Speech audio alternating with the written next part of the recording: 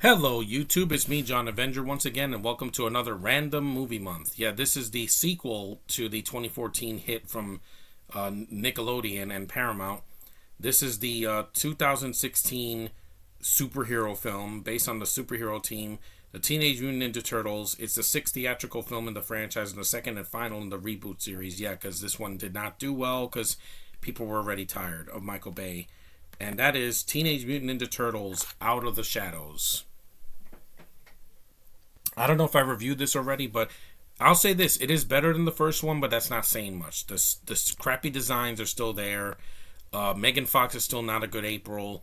Will Arnett is not even needed in this movie. You could cut him out of this movie, and it would not make a difference this time.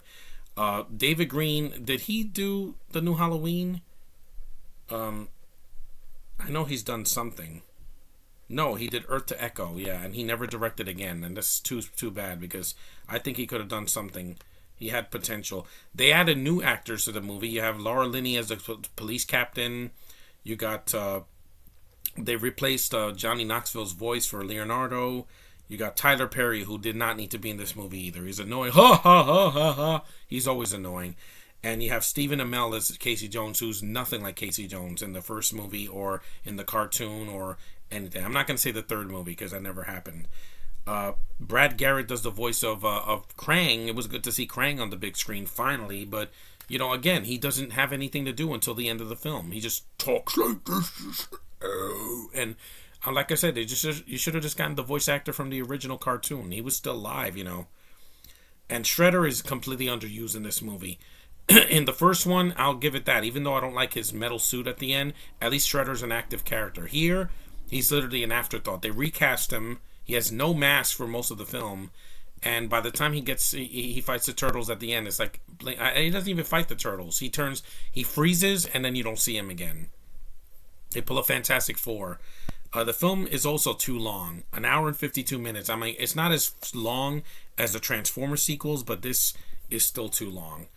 And 112 minutes. It's almost 2 hours. It didn't need to be that long. The original 90s films were like 80 or 90 minutes. They were not almost 2 hours. There's a lot of padding, and you could have cut a lot of characters out. Splinter looks better here, but he doesn't have much to do either. Also, the plot is, the Bebop and Rocksteady are probably the standouts. They're one of the good things in the movie. Besides their stupid fart jokes and whatever and cock jokes, I still think that the characters, the voices are fine. You have Seamus and this black dude. What was his name? They do well with what's given to them. What was his name? Karai comes back, but I forgot about her. What was it? Brian T. No. Brad Garrett. Stephen Farrelly, that's Seamus, and you have Gary Anthony Williams as Bebop. He did a good job. I think he stole the show because he's just like the Bebop in the cartoon. He's a black guy with glasses. He nailed the voice, and the CGI looks fine on the characters. They're not as good as in the cartoon, but you know how it is. You're not going to get a perfect representation. I mean, that's the problem with getting writers that never seen the cartoon or watched the movie. Josh Applebaum, he wrote Project Almanac. He executive produced that. That's good. He wrote Mission Impossible Ghost Protocol. How do you go from that to this? He also wrote Wonder Park, but I didn't see that because I heard it was depressing, and Without Remorse, which just came out last year. Oh yeah, it was that movie with Michael B. Jordan. Yeah, I didn't see that one either. And then you have Andre Nemec, who wrote the other script. He also wrote Ghost Protocol. Again, that's a good movie. Compared to this, it's a freaking masterpiece. He also wrote Wonder Park. Yeah, it's the same two writers that wrote that. They should have gotten better writers. I mean, they were off their game. The Turtles' personalities are fine here. They have the same personalities from the first movie, and they're front and center this time. They're not second fiddle to April O'Neil. And the plot is just a little bit convoluted. Like first the turtles are trying to hide. They're trying to be in the city and trying to get recognition for their what they did in the first movie. And then there's a subplot where they could become human, which we've never seen in these movies, but that's thrown out. Shredder shows up out of nowhere, breaks out of prison, and he's unmasked, which is stupid. He was never unmasked in the cartoon. He would just take his mask off occasionally. He never did it all the time. You have the thing with Krang getting these three pieces of a thing to get the arc capacitor to power his Technodrome from the cartoon.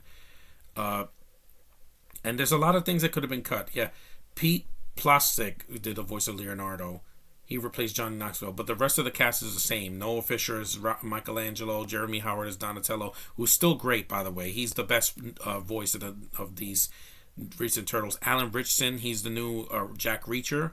He's Raphael. The voices never bothered me. I know people like, but it's the designs. I don't like these designs. They still look like Shrek Hulks. They're bulky. They're too big. I don't like these designs at all. I think they look terrible. They should look like, if you're going to do CG, do like the 2007 movie. Those designs were well done. Yeah, Leo's kind of a dick, but at least the designs were good and the voice acting was fine. I didn't have a problem with that movie, especially with the looks of the Turtles. Judith Hogue makes a cameo. I forgot she was even in this movie as Rita, April's boss, in a deleted scene. See, it wasn't even in the movie. Jane Wu plays Jade, a police officer. Who played Laura Linney was police chief Rebecca Vincent, who's just a snob. You know how she is. And Stephen Amell, he only wears the hockey mask once. Once. That would be like if Elias Koteas only wore the mask once. No, he wears it in the beginning when he beats up those guys in the park. He wears it when they're fighting in the warehouse, and it's on fire. He even wears it at the end. Well, he doesn't wear it when he's fighting what's his name? Tatsu. But at least he was wearing a ninja mask before then. But he just, it's not Casey Jones, and I wanted to see that. We hadn't seen him since the third movie, and I'm like, again, that never happened. Well, actually, he was in the 2007 movie, voiced by Chris Evans, of all people. But yeah, this movie deserved to flop. It didn't please the fans. It should have made more changes, get better writers, and do like what Sonic did. Sonic respected the source material. It didn't pretend like Sonic was a secondary character in his own movie, and that's why it's getting a sequel. The sequel's coming out in 2 weeks, and I'm going to see it. And this is the Rotten Tomatoes 37%. Is Out of the Shadows is a slight improvement over its predecessor, but still lacks the wit or anarchic energy of the comics that birthed the franchise. Yeah, it's not energetic. It's just like things are happening. Just like the Transformers sequels. It's just a little bit shorter. That's all. And the jokes didn't make me smile at all. It didn't. It's not as cringe as the first movie. The dialogue in the first movie was way worse. The 2014 movie. But here it's not good. I mean, kids will enjoy it. They don't care. It is a PG-13 though. But it doesn't feel like it. Like it's not. This movie tried to be in a Marvel movie and it failed. It says for under 12, that's fine.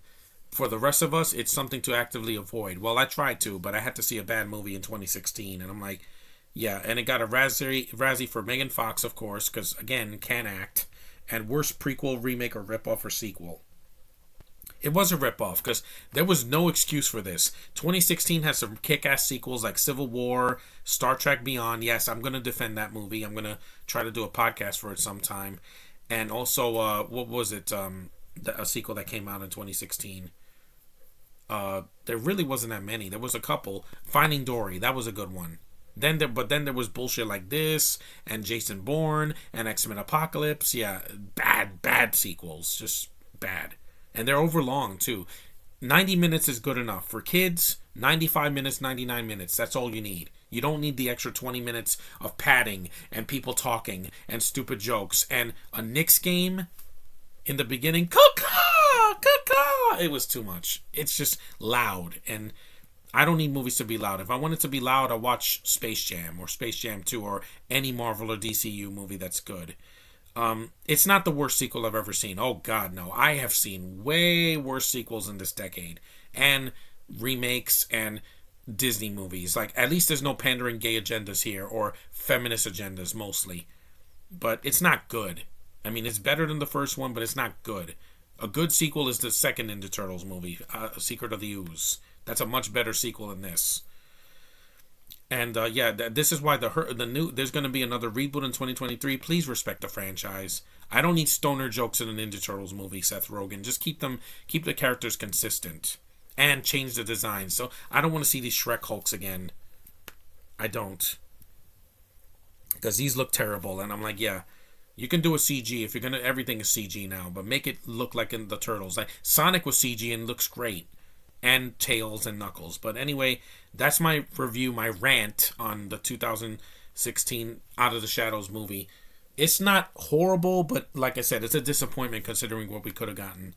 The reboot's coming out in August 11th of 2023. Yeah, they say that, and then another pandemic happens, and then we have to push it 3 years. I don't want to wait any longer. Just give us the movies. Even if we have to wear masks in the theater, just let me see it. I need a redemption after this movie. But anyway, if you've never seen it, you can skip it. I mean, it's better than the first one, but that's not saying much. But it's not the worst. Anyway, thanks for watching. Take care, and I'll see you in the next one.